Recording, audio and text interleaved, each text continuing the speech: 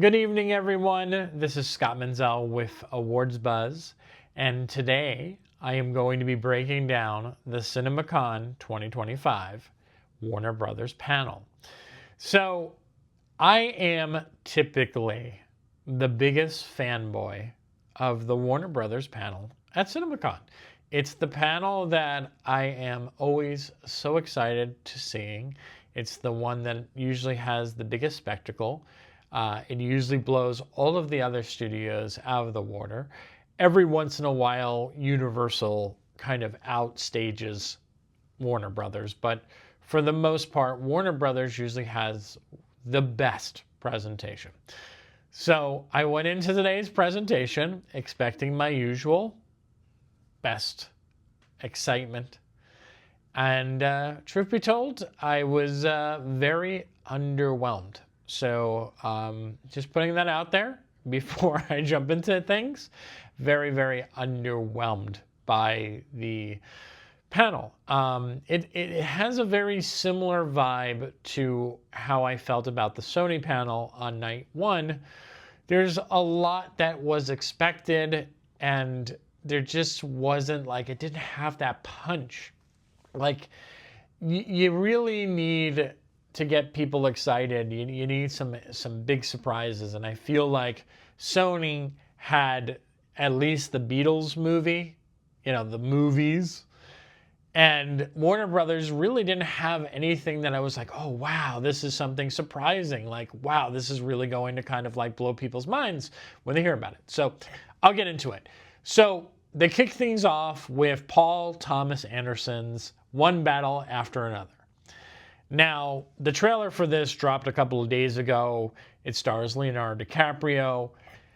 I think PTA, as the cool kids call him, is one hell of a filmmaker. He loves cinema, but his movies are not made for everybody. I think we all can kind of agree with that, whether or not you love him as a filmmaker, hate him as a filmmaker.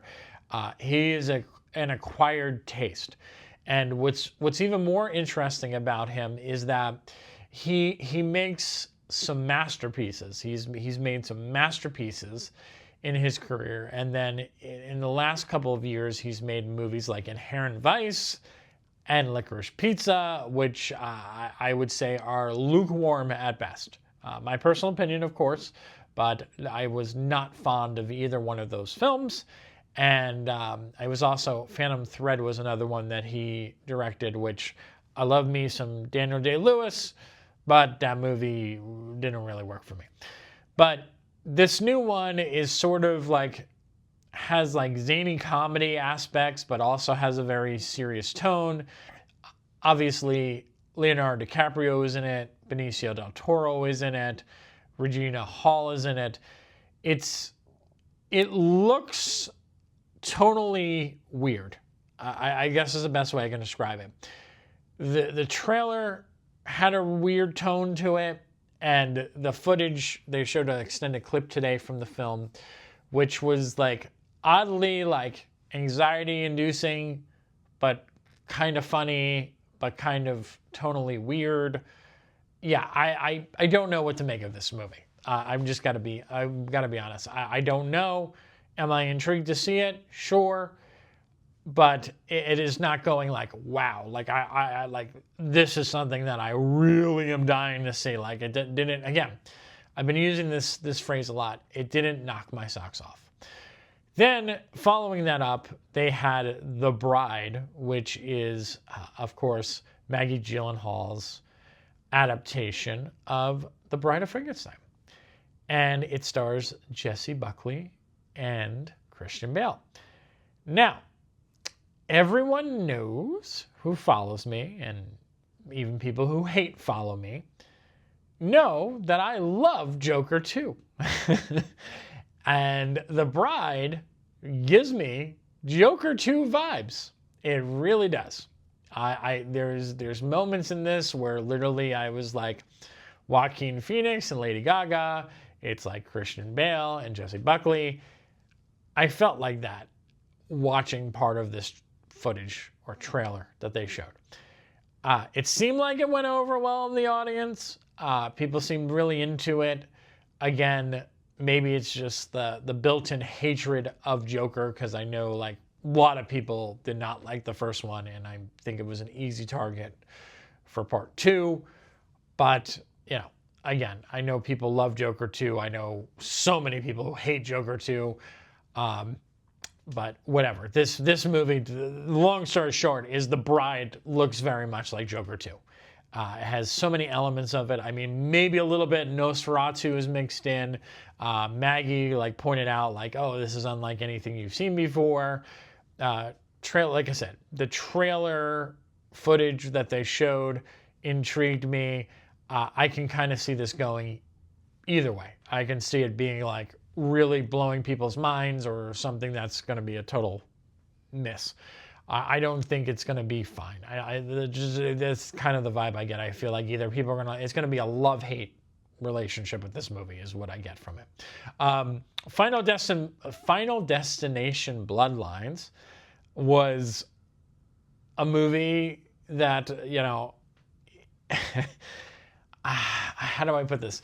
The first Final Destination movie haunted me growing up. I remember seeing it, and what was so incredible about that film was that it took situations that were so normal in everyday life, and they made them scary, right? It was the idea of going on an airplane and crashing, and then the events of the first one. I feel like a lot of the deaths were very much natural things, like a train going by, something coming up from the train, killing someone, stuff like that. Someone tripping, falling in a shower, getting strangled to death. Someone, the sink, whatever you call it, the garbage disposal, turning on when you're trying to get something out of it. All of these situations seem very realistic and something that would generally scare the shit out of you. And as these movies went on, I feel like they got more and more extreme. I mean, yes, some of the situations are still very realistic. I don't remember which one it was, if it was 2 or 3, where you're in New York City and, a piece of glass can fall down and, squash you. Those things are there. But then as they went on, they just kind of got more and more extreme. So I'm watching this clip, and this clip goes over like gangbusters. And I think it's a very gruesome, what you've come to expect now from this franchise clip. But it's so bloody and so graphic, and it just kind of goes places that you did not expect that it was going to go to the extremes that it went to. This clip went out over like gangbusters in the room, and I mean, I think it probably got the best reaction of anything other than some of the Superman footage that I'll talk about in a few minutes. But it looks like it's going to be a winner. I think this Final Destination Bloodlines is going to be a big hit, and people seem really, really jazzed about it. And more power to them. I also love just to kind of throw this out there. They did this this homage reel to New Line Cinema, and I think it was 30 or 35 years of New Line Cinema, and I'm 43, so I've watched so many New Line Cinema movies growing up, and they really, a lot of them hold a very special place in my heart. And they showed Austin Powers and some of these other films like The Mask. And I was just like, man, why can't they make movies like this anymore? But anyway, the New Line Cinema has, obviously went very much into the whole horror movie genre, which tends to be the thing that studios do now with their kind of smaller scale studios that they have. It's look, there's another Conjuring movie, which I don't know. I like the Conjuring movies, but I'm just kind of okay, isn't this franchise over yet? Enough is enough. Then they showed this trailer for Weapons, which was by the director of Barbarian. That also went over like gangbusters. I always forget how much the CinemaCon crowd loves horror movies. They really I think because they know these are the movies that no matter how bad they are, they always end up making some money in the movie theaters, right? I mean, you're talking about a movie like Tarot, that I didn't even see. But it still made money. And The Strangers, the reboot that Lionsgate put out, like I ended up not seeing it because I heard the reviews were so bad and I trusted a lot of my friends. I never saw it. But they make money. So yeah, so needless to say, all the horror stuff kind of got big reactions from the CinemaCon crowd, and I think a lot of people reacted to them and were excited that they were coming out. That brings us to F1. Now, I've been thinking a lot about F1. I went to an early kind of a press day for this about 2 or 3 weeks ago at this point, and I got to see the trailer before it went live. And Joseph from Top Gun Maverick, the director, was part of that, and he talked all about like the filming and like Brad Pitt doing all the stunts and whatnot. So this movie obviously they're betting on a big release for this movie. I mean, they keep suggesting that it's like going to be the next Top Gun Maverick. I for whatever reason, this movie is not doing what it needs to do for me. I will see it. I am intrigued enough by it, but they showed 10 minutes of this film today, and I was just sort of like, okay. Again, it's missing the sauce. It's just, there's something about everything that I see from this movie is just missing the sauce. And I know they're betting on F1 being a big international thing, but I'm a little concerned for this film because I'm thinking about a lot of racing car movies that have come out in the last decade. And outside of Ford v Ferrari, which was pushed as an awards movie, but it wasn't like, oh my God, that movie made $500 million. And this movie clearly has a budget somewhere between $200 and $300 million, which means that it has to make anywhere from like $450, I'll just call it $450 to $600 million to break even. Again, maybe the international sales will get it there and the audience, but I can't see, after films like Gran Turismo bombing here so badly, which was a really kind of good car movie, and I mean, Ferrari was not good, but that movie not even doing any numbers. So I don't know. I'm on the fence about this movie. I want it to be good. I know it's the follow up for Joseph for Top Gun Maverick, kind of showcase that he's not like just a one hit wonder. I get it. There's a lot riding on this movie, but everything that I see so far does not give me the confidence that I was hoping to have when I saw footage for this movie, and that includes the 10 minutes that I saw of the film. Then there was like an animation showcase, which is very interesting because, as everyone has conveniently brought up, Warner Brothers just had this whole thing happen with Looney Tunes and obviously Coyote versus Acme. There's the removing of Looney Tune episodes off of Max and yada yada yada. So it's weird because they showed like this reel of all these people talking about how much they love Looney Tunes and growing up with Looney Tunes and whatnot. But regardless, there's apparently a Looney Tunes movie coming out in the near future. And the animation studios at Warner Brothers is kind of getting a facelift, and they're releasing a whole bunch of animated projects. And there was a ton of them that they rolled through in like this clip package. The ones that stood out to me were the Flintstones, because I'm like, do people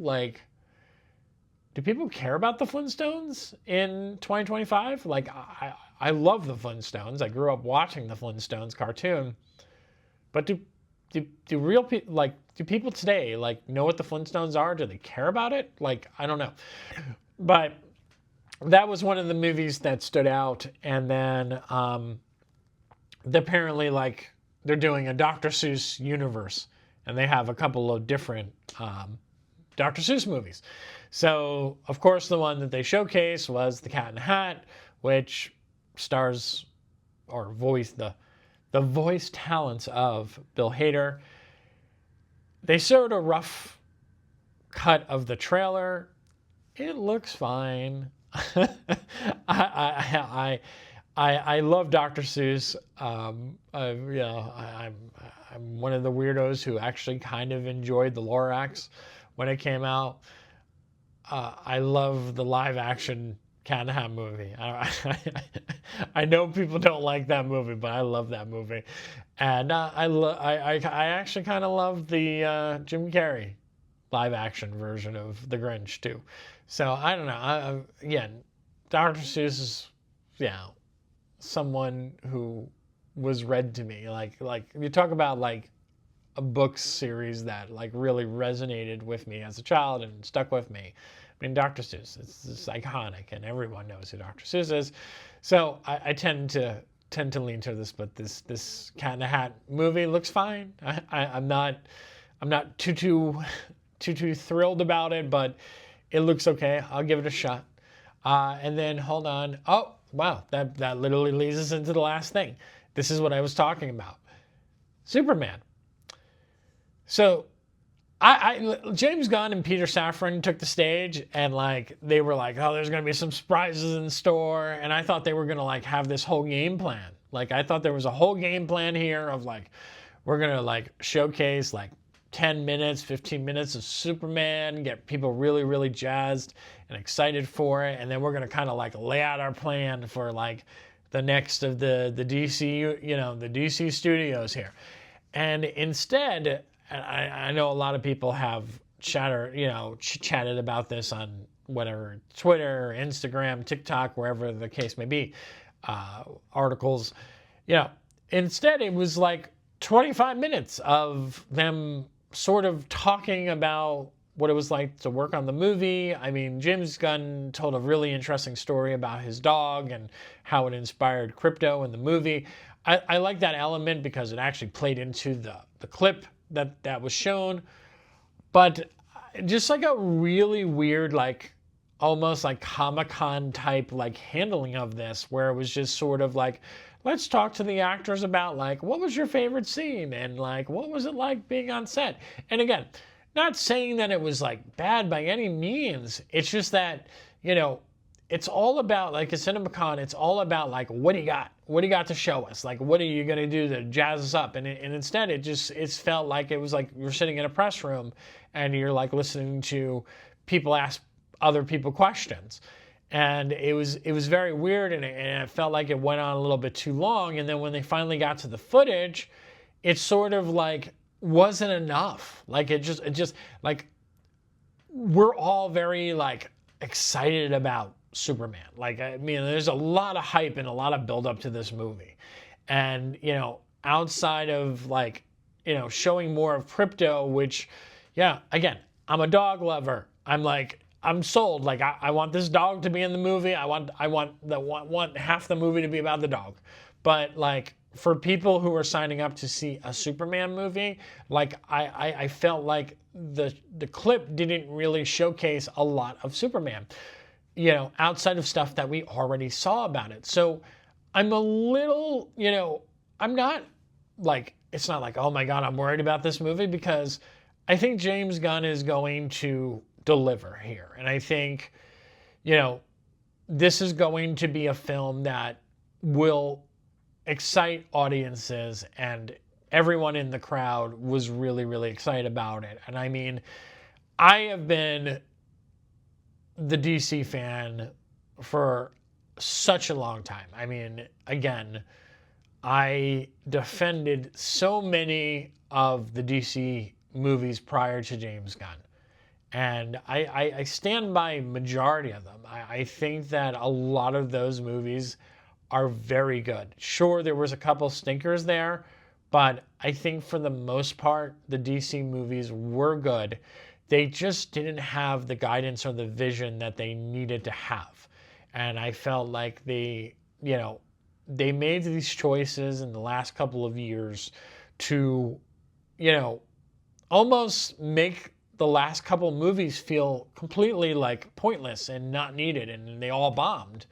And I felt because they already had a plan that they were going to reboot this and that they were going to relaunch it. So like audiences stopped caring about them. And again, I'm not saying that those last couple were like as strong as some of like, you know, the first Wonder Woman or the first Shazam.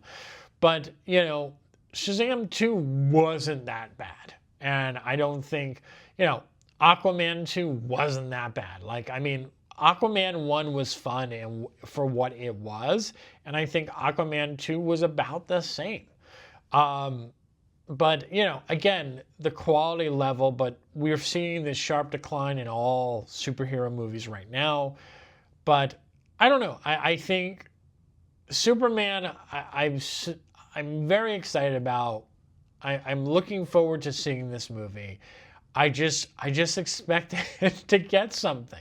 I expected, again, to leave the Warner Brothers panel going like, whoa, like I cannot wait until Superman Summer happens. Like I'm like, that clip like blew my mind. Like, and that, again, I hate to sound like a broken record, and I hate to sound like Debbie Downer, but I'm just sort of,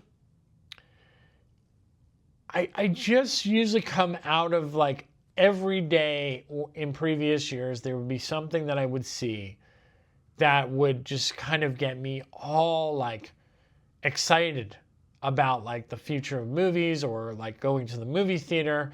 And again, there's been enough here in everyone's lineup where I'm like, okay, I'm excited to see that. I want to see this. Yeah, but it doesn't have like that, like, oh yes, that's the moment. So hopefully tomorrow will be the day with the Universal panel and the Focus, which is also tied into Focus Features, and then the Amazon MGM panel. Maybe there'll be something there that I will like come back and do another recap video and go like, all right, ladies and gentlemen, I found it. This is it. This is the movie. This is what I'm most excited for. But again, just Warner Brothers just kind of lacked like punch. There's just lack of punch. There was really no surprises here, and there was no like big moment. So it just felt like, oh, here we are. We're doing like the basics. It felt very much like a presentation that you would have saw, you know, post-COVID. Like I think when I came back, I forgot if it was 2021 or 2022, where everyone was still being cautious. That's what this presentation felt like. It felt like a cautious presentation, a presentation that was based on uncertainty of what's going to come.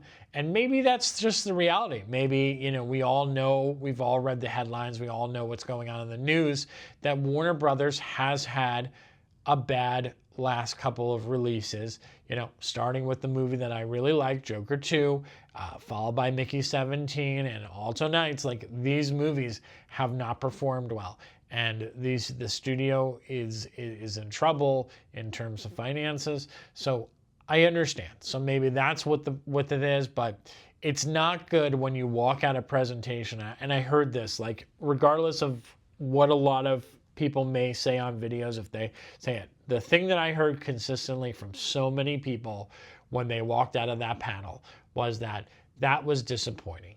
That was disappointing. And that was something that, again, you don't normally say when you walk out of the Warner Brothers panel at CinemaCon. So don't mean to harp on that. Warner Brothers, I still love you. I still love you. Don't take me off the list. I'm just being open and honest with you, and just saying that for someone who always says that you're either the best or one of the best, this was a letdown this year. So still excited about some of these movies. We'll see what happens. I'll be back tomorrow with another video. Talk to you soon.